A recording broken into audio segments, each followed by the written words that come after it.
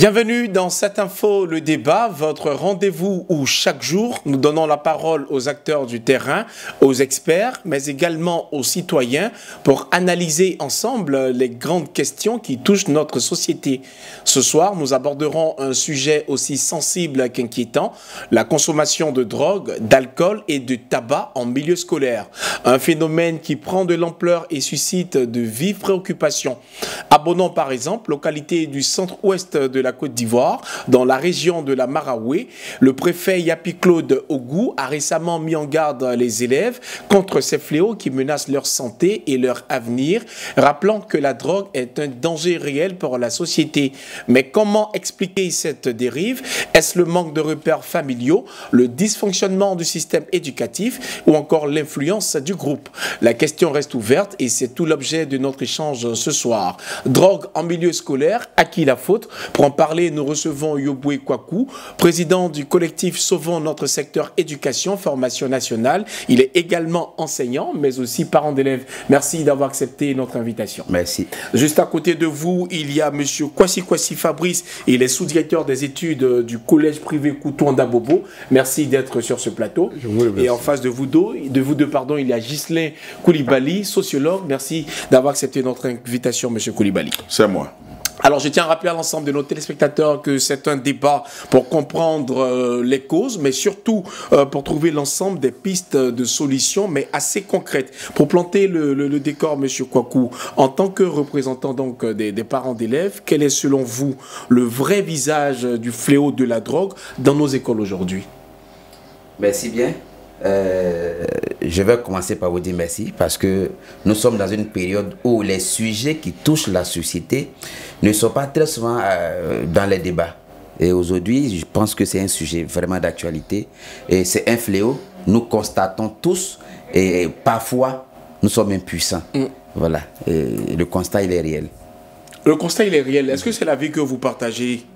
Bien entendu, parce que aujourd'hui, nos élèves s'adonnent à ce fléau et à ciel ouvert, en toute impunité. Et là, l'occasion nous est donnée de nous exprimer sur ce plateau et interpeller qui de droit, afin que peut-être, ma foi, cela puisse prendre d'autres tenues, afin que nos enfants puissent aborder leur carrière professionnelle en toute tranquillité. Alors, je veux revenir vers vous, monsieur Kwaku, pour parler justement de la question des rôles ou du rôle de la famille. Quelle responsabilité vous portez en tant que parent d'élèves dans la prévention de ces comportements à risque? Bien, alors, il faut savoir qu'aujourd'hui, avec l'évolution de la société, j'allais dire heureusement ou malheureusement, l'enfant n'a plus un seul cadre. L'enfant a principalement 3 cadres.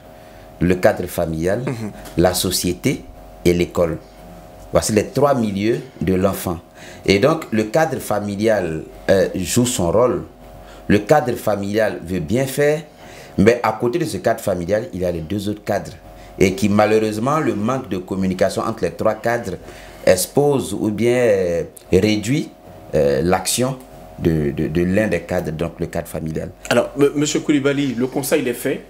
La drogue en milieu scolaire en Côte d'Ivoire, c'est une réalité. Est-ce que la société a une part de responsabilité? Merci pour l'opportunité que vous nous offrez de participer à ce débat qui aborde une problématique d'actualité. Alors, vous parlez du phénomène de la drogue à l'école. Peut-être les téléspectateurs qui nous regardent nous poseront la question de savoir est-ce que la drogue existe d'abord dans nos sociétés et ensuite est-ce que ça existe au niveau de l'école? Pour ce que je sais, je dois être objectif et honnête sur ce plateau. En dépit des efforts que le gouvernement consent à prévenir et lutter contre ce fléau, force est de constater que le phénomène existe bel et bien. Malheureusement, au constat, on a très peu de données spécifiques sur la problématique de la drogue, non seulement de façon générale, mais spécifiquement à l'école. Alors, pour nous permettre de caractériser le phénomène afin qu'on nous suive, nous avons pu regarder quelques sources, et ces sources-là, de 2010 à 2025, nous montrent très bien qu'à partir de l'indicateur saisi de la drogue, in fine, on peut conclure que la drogue existe bel et bien en Côte d'Ivoire. En 2010, par exemple, nous avons pu, à travers nos forces de défense et de sécurité, saisir une quantité de 2 tonnes de cannabis à Grand Massam. En 2015, il y a eu 30 kg de cannabis saisis en 2015 à Boaké. Voyez-vous, on était à Grand Massam, on est à Boaké. Je vais évoluer pour aller en 2019. Il y a eu un réseau démantelé à San Pedro. On était autour de 2019. À Abidjan, en 2021, il y a eu pratiquement 1 tonne saisie. Je vais évoluer en 2023. Nous avons 927 kg de tramadol de Kadhafi saisi. À Fekese-Dougou, on va en milieu rural, au pays profond. 16 000 comprimés saisis. Tous ces chiffres que vous donnez sont sourcés? Oui, tout est sourcé et ce sont les saisies opérées par nos forces de défense et de sécurité qui sont relayées par nos médias. Donc, un indicateur pour montrer que la drogue est un phénomène qui existe bel et bien dans notre société ivoirienne. Et vous l'avez dit, d'entrée de jeu, cette drogue-là se situe également en milieu scolaire. Maintenant, en milieu scolaire, malheureusement, on n'a pas de chiffres récents, mais ce qui est intéressant, c'est que le gouvernement a organisé des activités, des campagnes de sensibilisation. Alors, le rôle de la société dans tout ça? Oui, mais le rôle de la société, vous savez que les rôles sont partagés. D'abord, il y a la cellule familiale. Il vient de le rappeler tantôt. Les enfants, avant d'avoir accès à l'école, sont formatés d'abord dans une cellule familiale. Jean Piaget dit, et je le cite in extenso, c'est dans la prime enfance que les éléments socio-culturels se cristallisent le mieux chez l'enfant. Et donc, Cardiner parlerait de personnalité de base. C'est d'abord à la maison. D'accord. Donc, on a le processus de socialisation qui prend en charge l'enfant, lui donne, je vais dire, le savoir, on le socialise, mais l'école est un relais. Donc, à part la société qui commence par la plus petite unité, qui est la famille, le relais est pris par l'école et l'école va lui donner une instruction, une éducation. Donc, tout le monde a sa part de responsabilité. La cellule familiale, l'école a sa part de responsabilité, mais je veux dire aussi l'environnement dans lequel l'enfant baigne, de l'école à la maison, de la maison à l'école, il y a des groupes de pairs qui rencontrent. Donc, il est exposé. Mais ce n'est pas tout. Nous avons aussi nos institutionnels. Est-ce qu'il y a une coordination de tous ces efforts de prévention? On va le questionner tout à l'heure et vous verrez qu'il y a aussi des difficultés. Mais une autre question à M. Kwasi Fabrice. Est-ce qu'au sein de votre établissement, le collège privé Couton d'Abobo, il y a des cas similaires de drogue en milieu scolaire? Comme tout autre établissement. Comme tout autre établissement, parce qu'aujourd'hui, si on dit véritablement qu'il y a des cas similaires, je pense que dans toutes les écoles de Côte d'Ivoire, on ne fait que vivre ça au quotidien. La drogue n'est pas consommée à l'école. Elle est consommée avant que l'enfant ne vienne à l'école.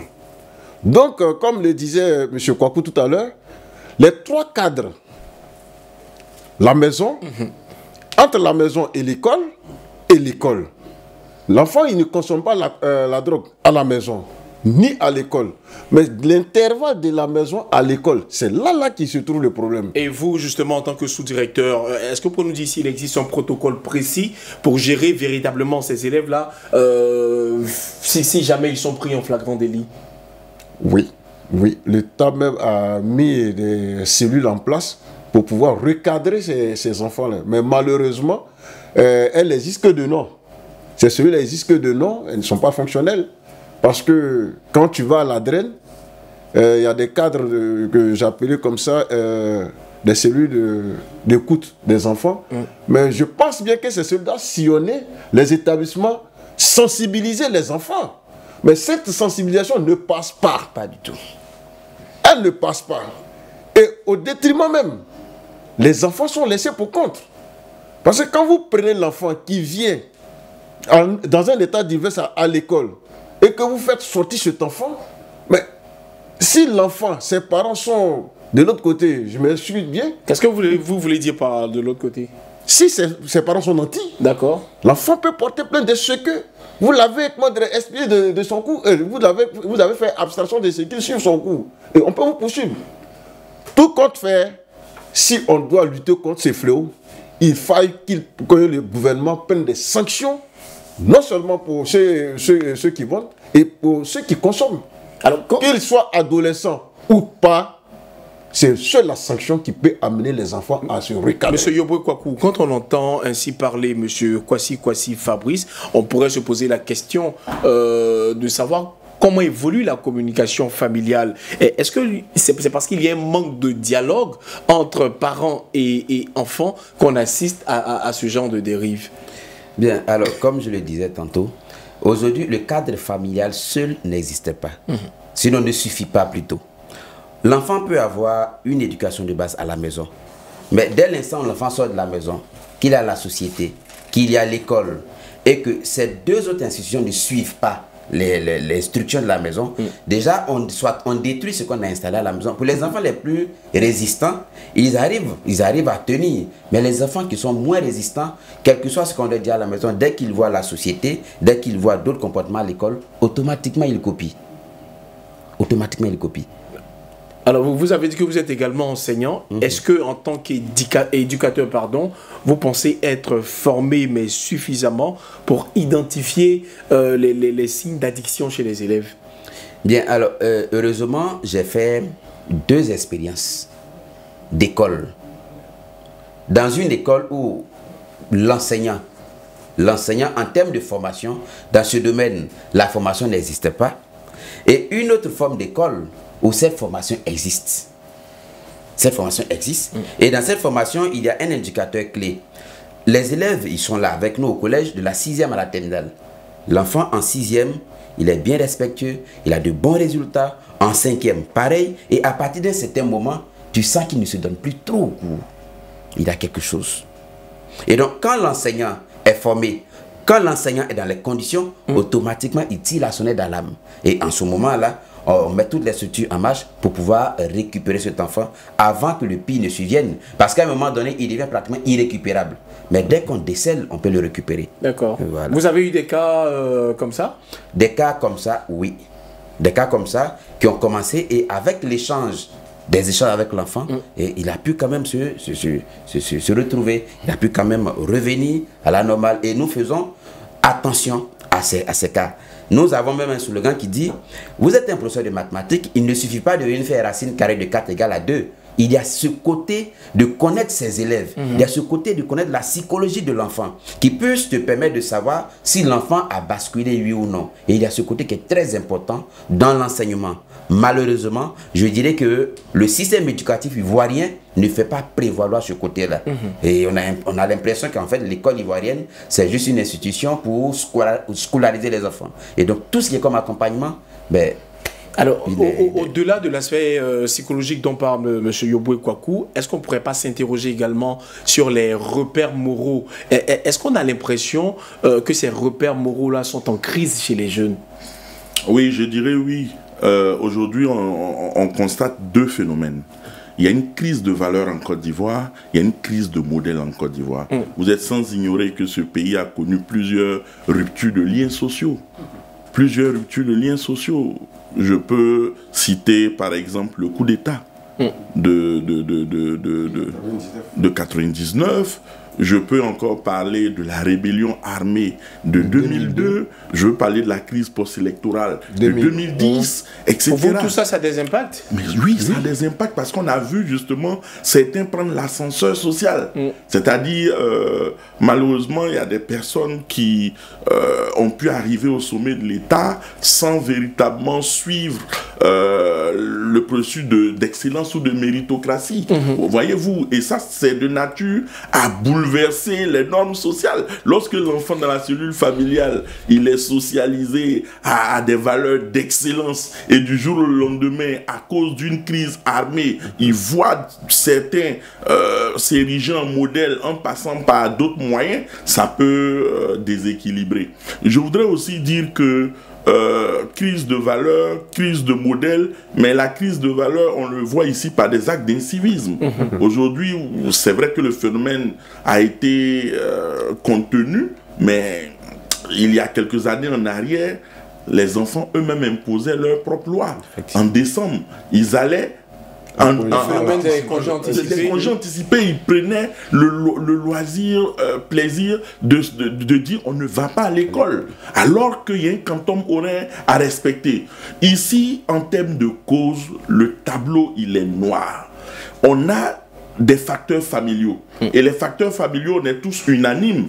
Lorsque, justement, on a une démission des parents, par exemple, les parents qui n'arrivent pas à faire suivi de proximité avec leurs enfants, si on a une absence de parentalité, si on a une crise de dialogue ou de communication, parce que on est dos à dos, on n'est pas ensemble, on ne prend pas en charge l'enfant, ça peut faire en sorte que l'enfant lui-même puisse aller découvrir brusquement certaines... Pour vous, les parents n'ont plus d'autorité sur les enfants. Mais justement, avec un indicateur qu'est le réseau social. Je vais parler d'Internet. Depuis 2000, depuis qu'on a eu l'avènement des réseaux sociaux d'Internet aujourd'hui, ce qui se passe, c'est que les enfants vont se murer dans un portable toute une journée.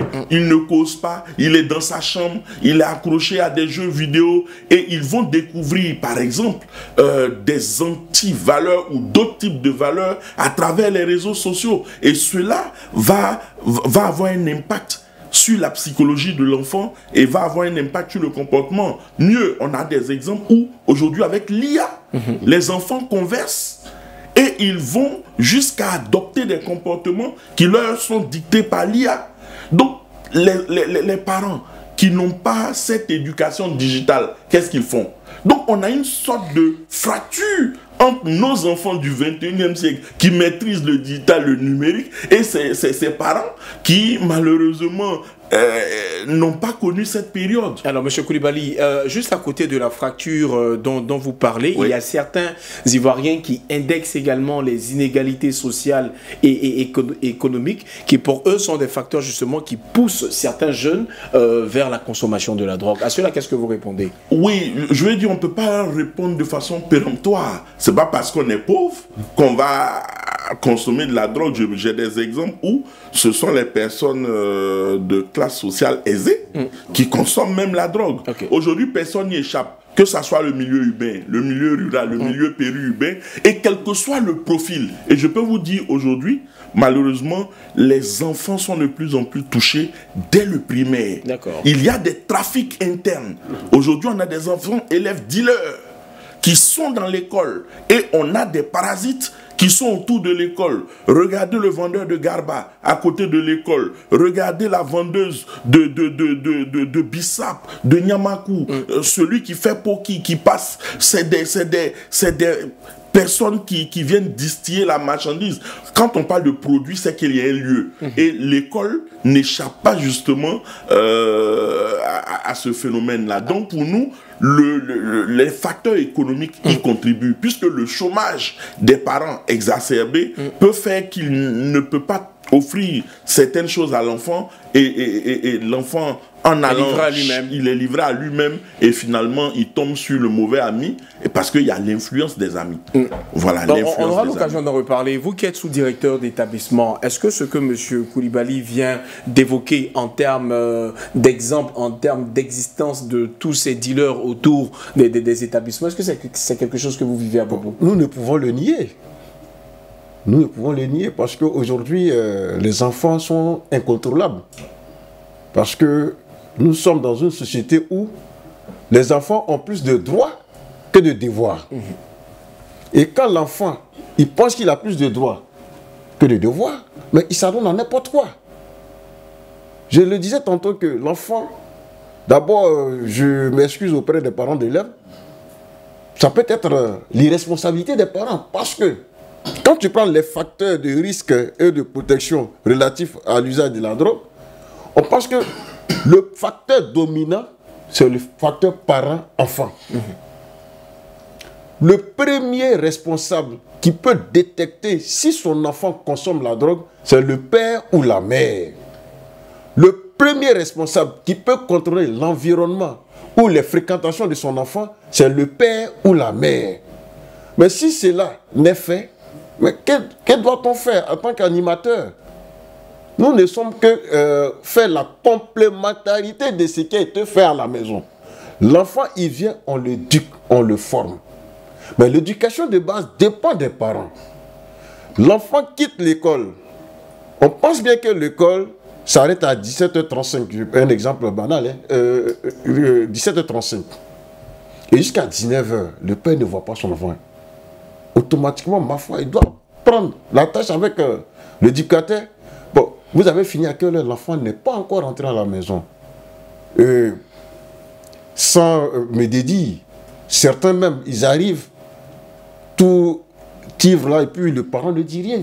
Le parent, il rentre, il est couché, lui comment chercher le pain quotidien pour subvenir à leurs besoins, mais sans toutefois contrôler son enfant. Monsieur Kwasi Fabrice, j'aimerais bien qu'on revienne sur des exemples concrets dans la commune d'Abobo où votre école est située. Je rappelle, c'est le collège privé Coutouan. Est-ce qu'autour du collège privé Coutouan, on a les exemples dont parlait monsieur Ghislain Koulibaly? Non, est-ce qu'il y a des commerçants autour de mon école, il n'y en a pas. Parce que cela dépend des encadreurs. En tant que directeur, sous-directeur des études, je passe tout mon temps à l'extérieur de l'école que de m'asseoir au bureau. Contrôler les entrées et sorties de mes enfants. Et je suis tout le temps en communion avec mes enfants. Raison pour laquelle j'arrive à déceler leurs problèmes. Effectivement, il y a certains enfants qui vivent des problèmes familiaux. Et ces problèmes les conduisent à la drogue. Est-ce que vous avez des exemples d'établissements à Abobo ou encore partout à Abidjan où il existe ce genre de commerce? Bon, je ne saurais le dire parce que je ne sillonne pas tous les établissements. D'accord. Je prends exemple que de mon établissement parce que là, je suis responsable de ce qui va se passer ou de ce qui se passe avec mes enfants. Merci. Je ne peux pas citer le nom d'un établissement dont j'ignore. Merci, monsieur Kwasi Fabrice. Monsieur Yoboué, les familles monoparentales, j'aimerais qu'on en parle. Est-ce qu'elles ne sont pas finalement exposées au risque de dérive chez les jeunes? D'accord. Avant de, si vous permettez, allez-y. J'aimerais revenir sur un point que M. Koulibaly a évoqué. En termes d'école et de périphérie, je vais citer une école à Djamé. D'accord. Les écoles Nangué à Brogoua. Ok. Sont en plein dans le marché à Djamé. D'accord. À Djamé, déjà, c'est à Djamé. Et encore dans le Qu'est-ce que ça veut dire? À Djamé, c'est à Djamé. À Djamé, insécurité, tout ce qui est comme dérive. Mais l'école se trouve encore dans le marché. D'accord. Où avant d'arriver à l'école, il faut enjamber ces vendeurs de tout ce que vous pouvez imaginer. Okay.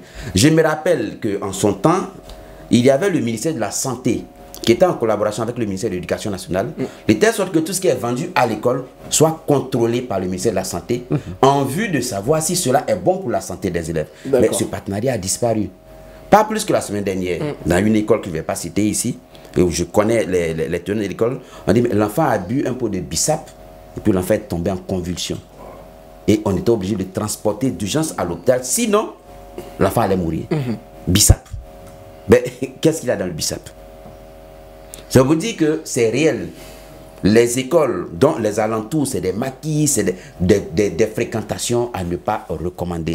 Et ça, je le dis sur votre plateau, il y a une cause profonde dont les gens n'en parlent jamais. Dites-nous. Ou alors on en parle, mais nos voix ne portent pas. Nos voix ne portent pas. Pourquoi? Parce que peut-être que nous ne sommes pas en haut. Alors, regardez, la Côte d'Ivoire a fait un choix de modèle éducatif. L'école est un service public. L'État a des institutions qui font en sorte que l'école fonctionne bien, où on a toutes les structures. Dès 1992, l'État de Côte d'Ivoire a décidé de laisser toutes ces écoles au secteur privé. L'Adren 4, c'est chez mon ami à côté, à Bobo. Je prends l'exemple d'Adren 4.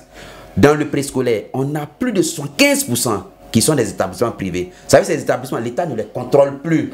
C'est rare ces écoles privées qui vont mettre en place des structures. Non, ce n'est pas leur problème, c'est des commerciaux, c'est des businessmen. Donc, eux, l'aspect santé, ce n'est pas leur problème. Ils font encaisser la scolarité, empocher l'argent. 75%, ça c'est au préscolaire. Au primaire, 66%. 34. Des établissements sont privés. Et au collège, c'est 94,83% des établissements qui sont privés. Donc, l'État a perdu tout contrôle. Les lois se limitent au portail. Dans ces écoles-là, la loi n'existe pas. Et en ce moment-là, celui qu'on recrute même pour être le modèle de l'enfant, il le dit, le parent est le premier responsable. Le premier responsable. Mais vous savez, Il arrivait des fois où le parent arrive à l'école et on lui dit ton enfant a fait ci, et puis le parent dit c'est pas possible parce que les enfants sont très forts, c'est des caméléons. À la maison, il montre une image vraiment claire et à l'école il devient une autre personne. Donc autant les parents sont responsables, les écoles doivent être responsabilisées. On parle mieux avec les enfants que les parents. Le parent, il a dit matin il est allé au travail, il revient à quelle heure? À 22h, l'enfant il dort. Mais c'est l'enseignant, c'est l'éducateur. Mais la Côte d'Ivoire a décidé de démissionner du système éducatif. On aura l'occasion de revenir sur les solutions que vous proposez justement dans ce sens, mais je veux revenir sur la question que je vous posais à propos des familles monoparentales. Est-ce que celles-là sont plus exposées au risque de dérive chez les jeunes? Oui, évidemment. Évidemment parce que je suis un parent. À la maison, j'ai mes garçons. Quand je ne suis pas là, la mère, elle a un peu de difficulté à les canaliser. D'accord? Donc quand je viens, tout rentre dans l'ordre. Ou elle dit tout simplement, j'appelle votre père, tout rentre dans l'ordre. Okay. Alors imaginons un temps soit peu, si cette mère-là, il n'avait pas un père. Donc finalement, l'enfant, il devient hors de contrôle. Donc ces familles monoparentales, c'est vraiment un facteur. Ou alors c'est le père seul, et le père qui est tout le temps parti. La mère n'est pas là, les enfants sont tous seuls à la maison, ils sont livrés à eux-mêmes, ils sont libres de s'adonner à d'autres choses que peut-être si la mère avait été là, elle pourrait quand même imposer des limites. Alors, je vous entends, et du coup, M. Koulibaly, je me pose la question de savoir, enfin, j'estime qu'on est en train de parler là d'une responsabilité collective, face à la drogue en milieu scolaire. C'est ça. Absolument. Je pense que la responsabilité est collective. C'est pour cela que j'ai apprécié la thématique à qui la faute. La faute ne peut pas être imputée seulement aux parents d'élèves, elle peut pas être imputée seulement au personnel administratif, au corps enseignant, elle peut pas être imputée au gouvernement. C'est une problématique intégrée. Il faut que tous les acteurs apportent leur contribution. Parce qu'en réalité, l'État crée l'environnement favorable. Je voudrais rappeler sur ce plateau que l'État s'est doté d'une stratégie nationale de lutte contre la drogue. Voyez-vous? Donc l'État a fait son travail. Effectivement. Et cette stratégie-là est matérialisée par plusieurs leviers. Et donc pour moi, l'État crée l'environnement favorable de prévention et de lutte. Malheureusement, en dépit des efforts, on constate une persistance de ce phénomène. Et selon les données que nous avons, ce n'est pas un problème qui est spécifique à la Côte d'Ivoire. C'est un problème mondial. Mais si vous regardez le positionnement de la Côte d'Ivoire avec les deux ports, le port de San Pedro, le port d'Abidjan, avec tout le cours d'eau maritime et autres, je vais dire avec tout ce qui est héliporté, vous allez constater que la Côte d'Ivoire est un pays de consommation régionale. Mieux, la Côte d'Ivoire est une plateforme de transit majeure. Voyez-vous? Et donc, on n'échappe pas à toutes les formes de drogue. Voyez-vous? On n'échappe pas à toutes les formes de drogue.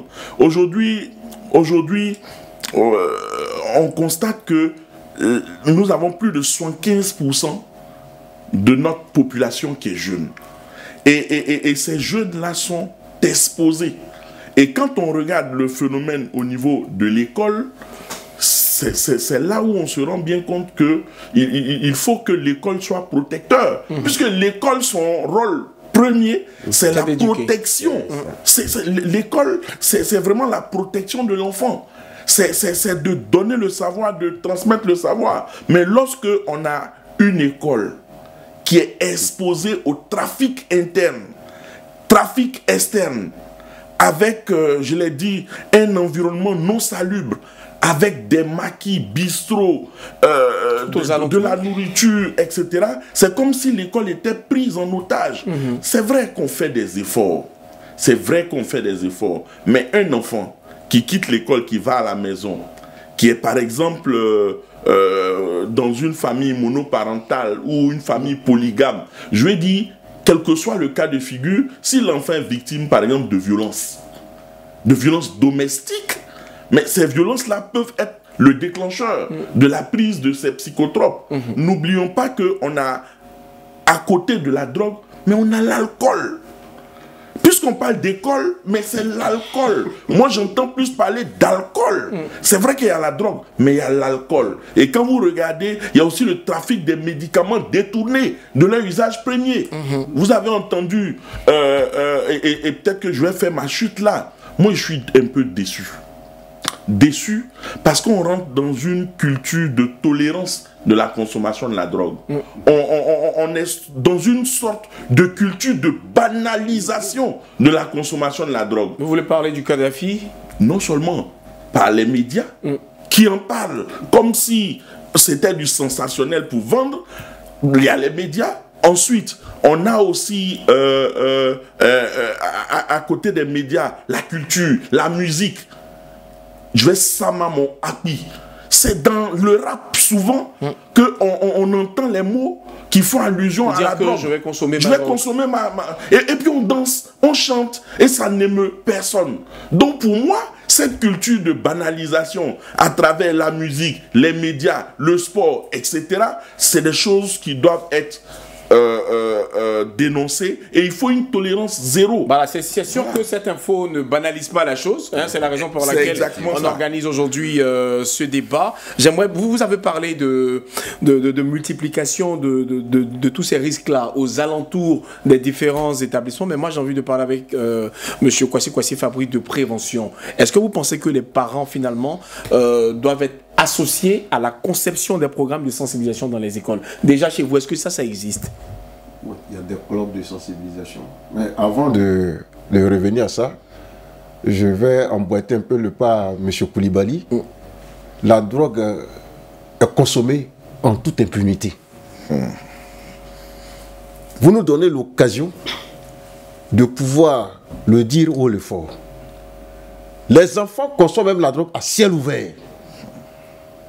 Aujourd'hui, tout Abidjan. Tu es en train de marcher, les gens, ils sont devant toi, ils fument la drogue et ils ne sont pas inquiétés. C'est de là que je parle des droits des enfants. Quand nous parlons de l'adolescent, il faut quand même que l'adolescent sache qu'il a un devoir. Mais quand les enfants consomment à toute impunité, mais ils pensent que tous les cadres sont propices pour consommer.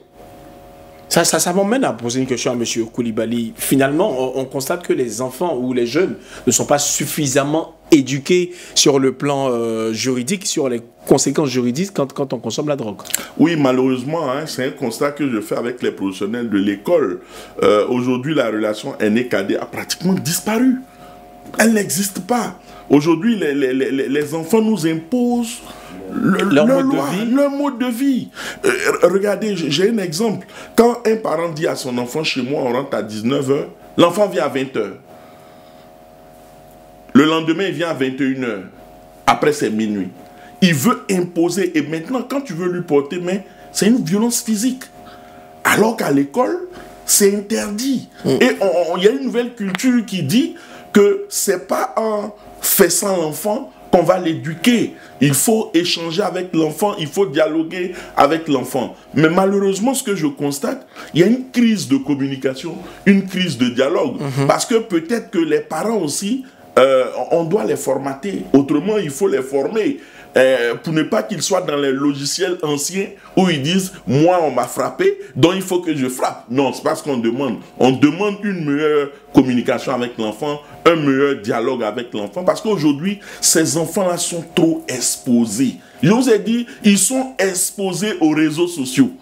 Ils sont exposés à tout ce qui est intelligence artificielle. Et ils sont exposés aussi à cette crise de modèle. Donc finalement, il n'y a pas de repère. Ces enfants-là sont en danger, ils sont en crise de repère. Nous tous, on a grandi dans ce pays. Mais à notre époque, la drogue circulait, mais pas à cette proportion. Aujourd'hui, on a trop de drogue. C'est pourquoi nous disons, est-ce que nous sommes dans un contexte de banalisation? Est-ce que nous sommes dans un contexte d'impunité? Mais pourtant, on voit les efforts consentis par le gouvernement. Mais la drogue rentre où?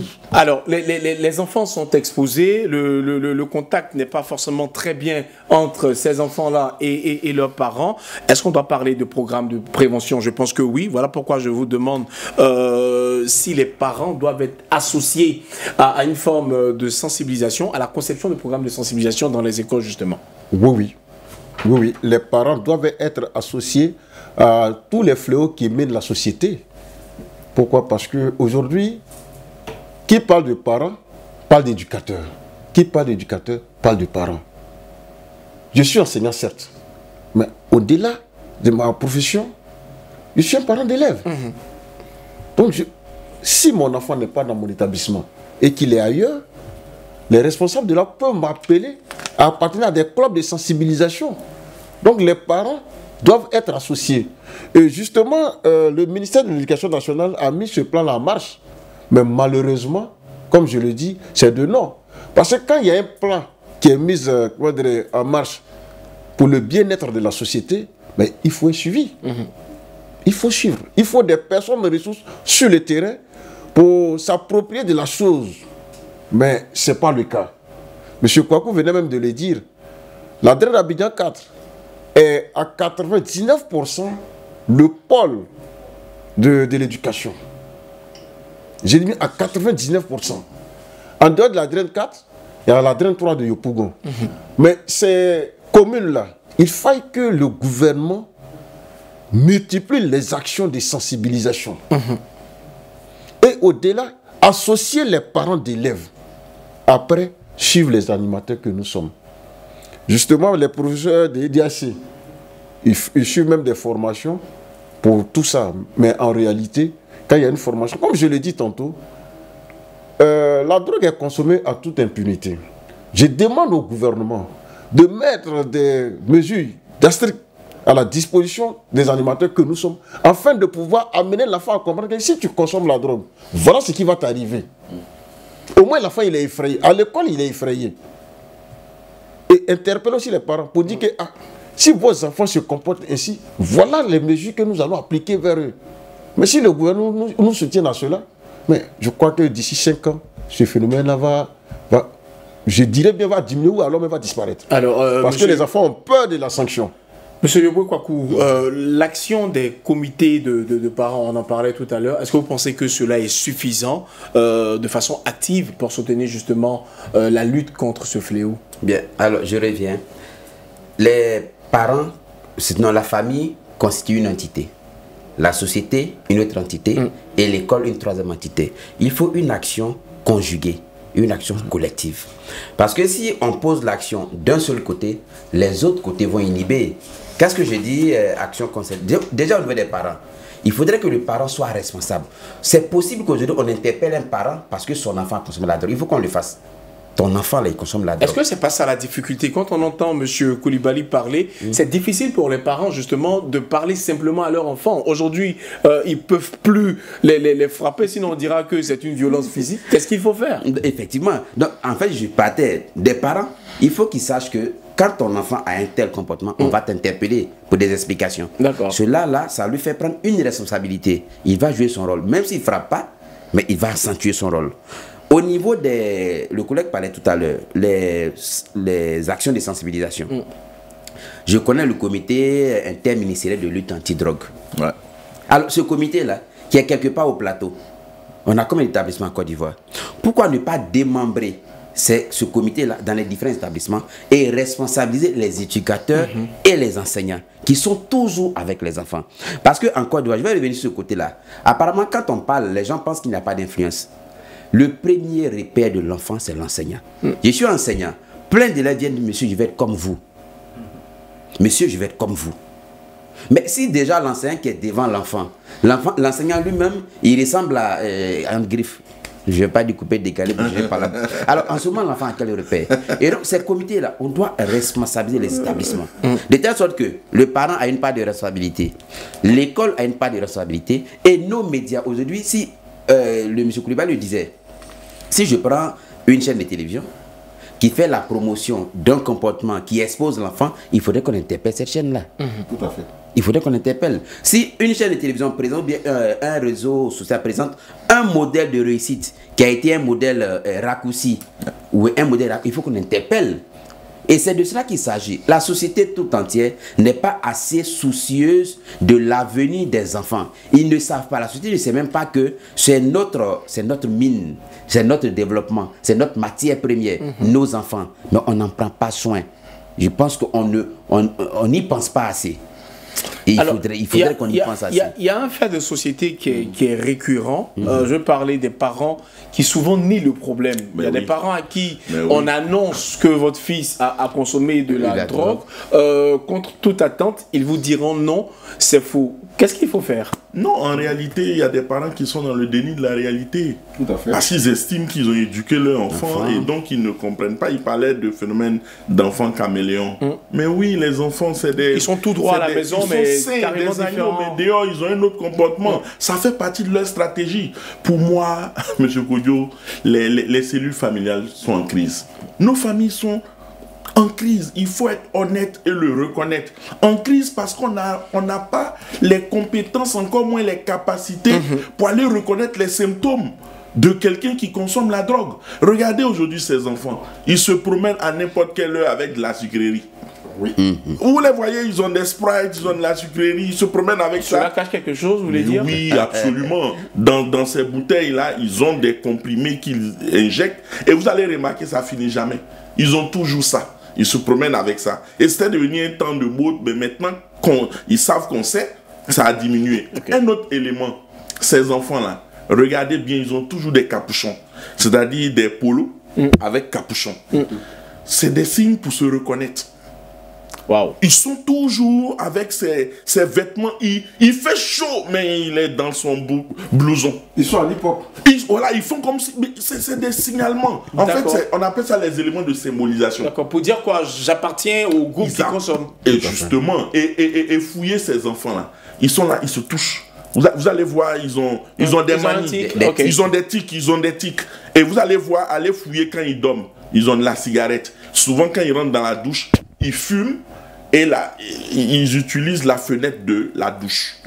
Quand ils durent trop dans la douche, souvent c'est là-bas qu'ils fument. D'accord. Quand vous avez une dalle, ils sont sur la dalle, à des heures indues. Et apprenez à leur faire la poche.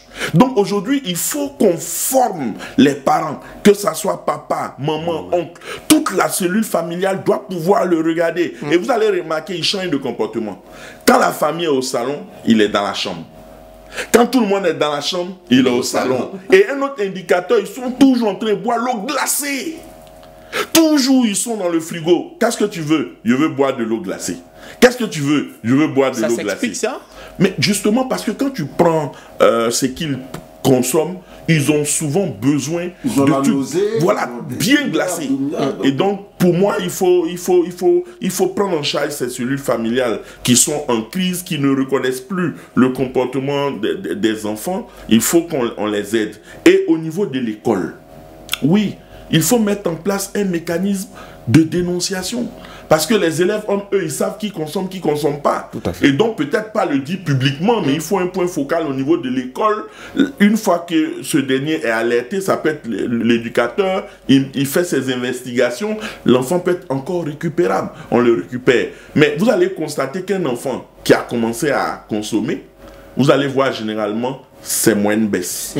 C'est moins une baisse et ça va toucher l'absentéisme et ça va vers le décrochage. Donc il y a quand même des petites choses. Il y a un véritable problème. Il faut sensibiliser. Il y a un véritable problème. Il faut former. Justement, et monsieur Koulibaly a nous emboîté le pas, mais justement on va parler maintenant de stratégie de protection.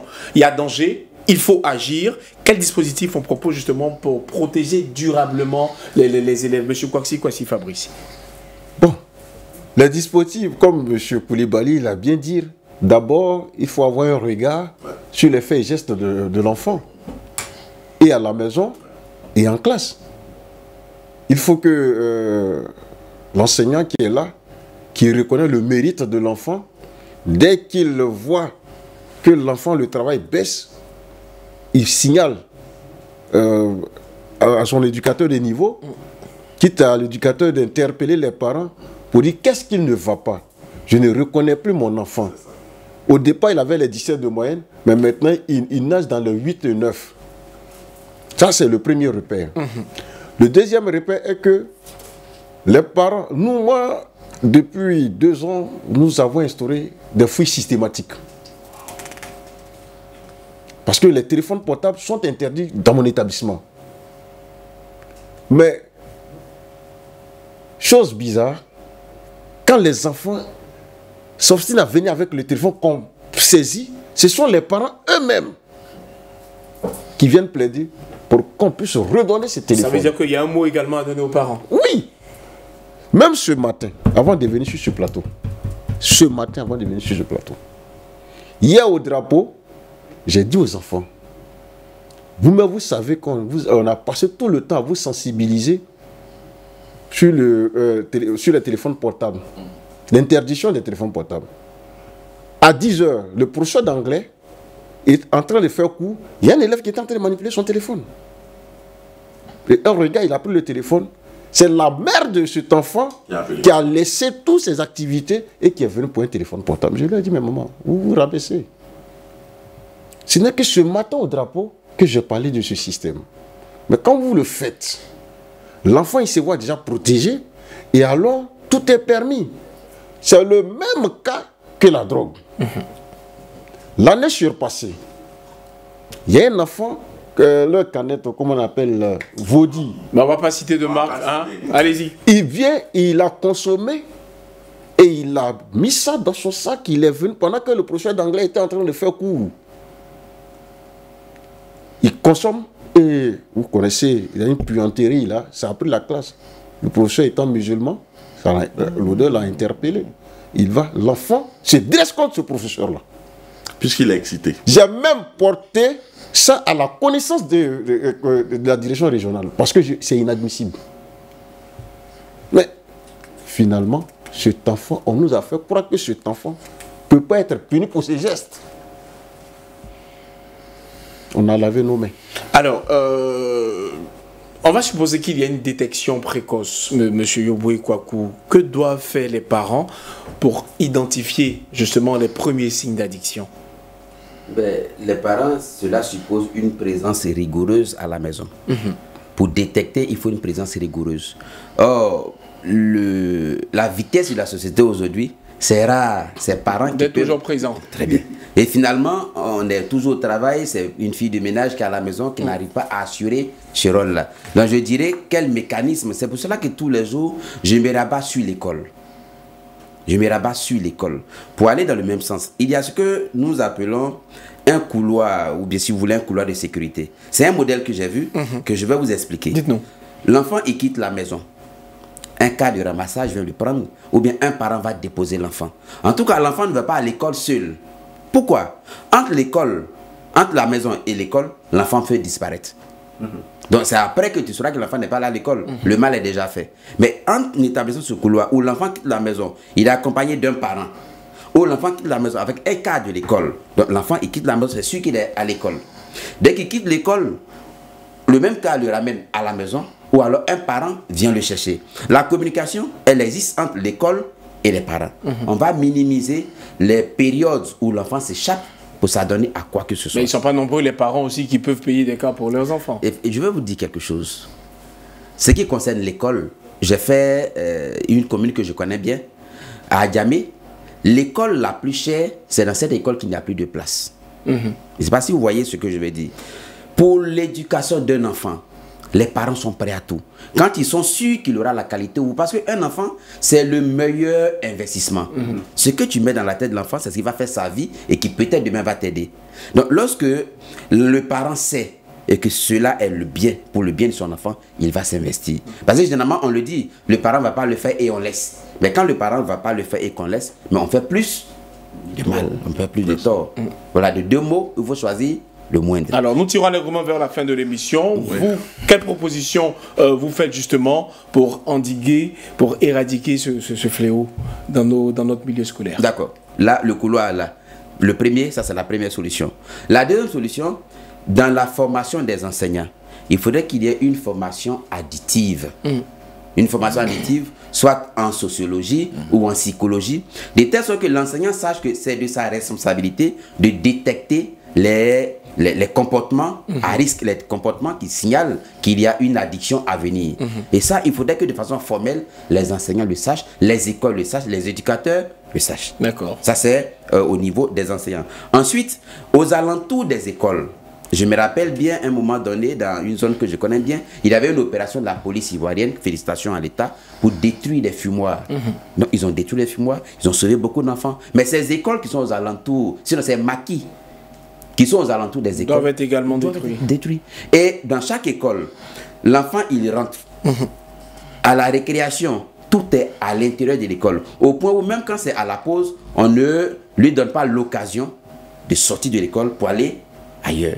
De telle sorte que les responsabilités puissent être situées. Quand demain, un enfant a pris de la drogue, on puisse savoir d'où vient la défaillance. Est-ce que c'est le parent? Est-ce que c'est l'école? Et comme ça, si chacun a une part de responsabilité, je pense que les choses vont quand même s'amoindrir. Merci beaucoup, M. Yoboué Kwaku. On va terminer avec vous hein, pour la question des solutions. Est-ce qu'aujourd'hui, on peut estimer que l'établissement en Côte d'Ivoire peut être un espace de soutien social pour les jeunes à risque? Oui, en tout cas, pour moi, après ce décryptage-là, le problème, il est profond. Hein, à écouter les professionnels de l'éducation, c'est un véritable cri de cœur qu'ils viennent de lancer.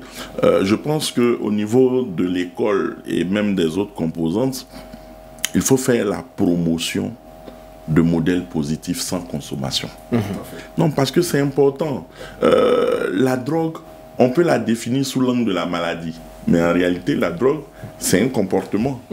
Si vous présentez la drogue en termes de représentation sociale comme quelque chose de cool, ça veut dire que celui qui consomme la drogue, il est cool. C'est un modèle qu'on veut ériger, c'est pas bon.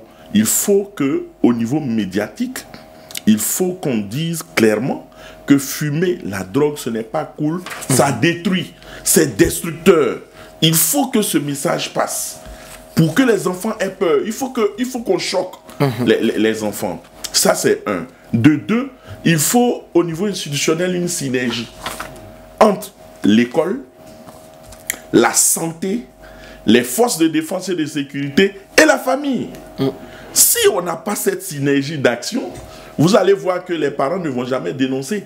Mais un parent qui sait que son enfant est dans l'addiction, il faut pouvoir aller peut-être à l'hôpital pour qu'on le prenne en charge. Mais lorsque tu es dans le déni... Est-ce qu'il n'y a pas le facteur honte qui Mais justement, c'est la stigmatisation. C'est pourquoi je dis, il faut que les parents eux-mêmes soient préparés. Il faut qu'on les informe, il faut qu'on les sensibilise, il faut qu'on les forme. Parce que justement, la petite honte, après, elle va devenir une grande honte. Parce que l'enfant commence petit, mais après, vous allez voir, c'est cet enfant-là qui va prendre des psychotropes et il va se mettre à baver. Et donc, pour nous, il faut cette synergie d'action. Et la tolérance zéro. Il faut être dans la répression, mais une répression équilibrée. Parce que si l'État se met dans la répression uniquement, ça ne va pas résoudre le problème. Qu'est-ce que vous appelez donc répression équilibrée? Donc, pour moi, il faut certes sanctionner, mais il faut pouvoir échanger avec ces enfants-là pour pouvoir les accompagner. Ils sont en difficulté, ils sont vulnérables. Comment on les accompagne pour ne pas qu'ils deviennent des déchets sociaux? Donc, c'est le travail de tous les acteurs. Merci à tous les trois. Chers téléspectateurs, ce soir nous avons tenté de comprendre les causes profondes de la consommation de la drogue, de l'alcool, du tabac en milieu scolaire. Entre responsabilité parentale, rôle de l'école et influence du groupe, les pistes sont multiples, mais une chose est certaine, la lutte contre tous ces fléaux doit être collective. Parents, éducateurs, autorités et les élèves eux-mêmes, chacun a quand même une part à jouer pour bâtir un environnement sain et protecteur pour la jeunesse de Côte d'Ivoire. Merci à tous nos invités. Merci à M. Yoboué Kwaku. Merci également à Kwasi Fabrice. Merci à Ghislain Koulibaly pour tous vos éclairages et vos différentes interrogations sur les différents sujets. Merci également à vous, chers téléspectateurs, de nous avoir suivis. On se donne rendez-vous demain, même heure, même plateau, pour un nouveau Cette Info le débat, l'émission qui donne la parole à toutes les voix de la société ivoirienne. Bonne soirée à tous sur Cette Info, la première chaîne d'information continue de Côte d'Ivoire.